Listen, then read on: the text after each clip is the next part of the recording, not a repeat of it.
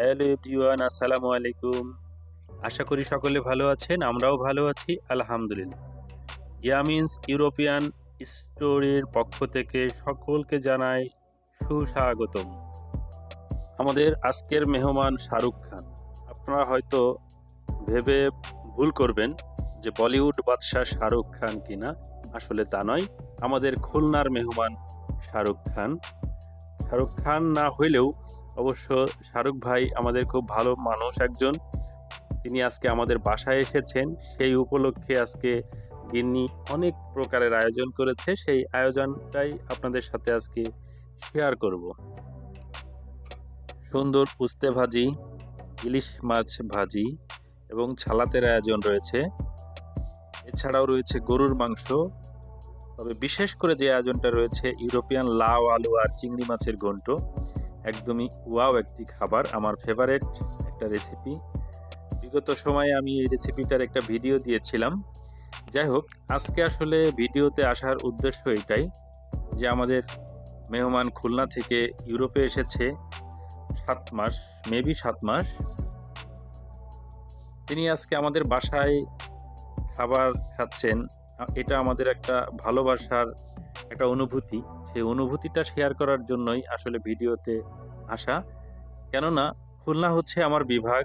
খুলনায় Sundarban, royal Bengal tiger, এত ঐতিহ্যবাহী একটা এলাকার মানুষ আমার বাসায় আসবে আর সেই ঘটনাটা ভিডিওর মধ্যে আনবো না, এটা তো হতেই পারে না।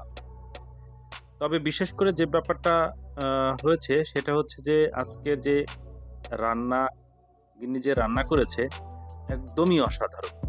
গরুর মাংসটা এত মজাদার হয়েছে ভাবাই যায় না। আর উস্তে ভাজিটার কথা না বললেই নয়। আর লাউ ঘন্টটা তো আপনাদেরকে আগেই বলেছি যে আমার ফেভারিট একটি রেসিপি, লাউ, চিংড়ি আর আলু দিয়ে ঘন্ট। তারপর আবার ইউরোপিয়ান লাউ। এই সর্বপ্রথম লাউয়ের সাথে আমার সাক্ষাৎ হচ্ছে ইউরোপে এসে। সবকিছু মিলেই আসলেই একটা অসাধারণ খাবারের আয়োজন। তবে শাহরুখ ভাইকে আজকে পেয়ে আমরা সবাই গর্বিত যে তিনি আজকে আমাদের বাসায় এসেছিলেন এবং আমাদের সাথে খাবার খাচ্ছেন এবং আমার বিভাগীয় শহরের একজন মানুষ। সবকিছু মিলে একদমই ওয়াও। আর এই ঘটনাটাই স্মৃতি হিসেবে রাখার জন্য আজকে আমি ভিডিওতে এসেছি। আসলে এই ধরনের ভিডিও আসাটা উদ্দেশ্য ছিল না, তবু স্মৃতিটা মেনটেন করার ক্ষেত্রে আমরা আসলে ভিডিওতে এসেছি। এবং সুন্দর সুন্দর সব খাবারের আয়োজন রয়েছে যেখানে, যে অনুভূতিটা আসলে আপনাদেরকে না শেয়ার করতে পেরে আমার পেটের মধ্যে ঢুকপুক ঢুকপুক করতেছিল।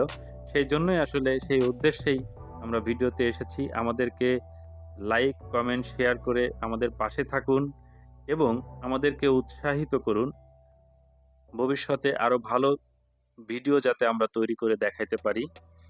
সবচেয়ে বড় বিষয় হচ্ছে ইউরোপে এসে আমাদের ভালো লাগা, মন্দ লাগা সমস্ত বিষয়টাকে আপনাদের সাথে একটু শেয়ার করি।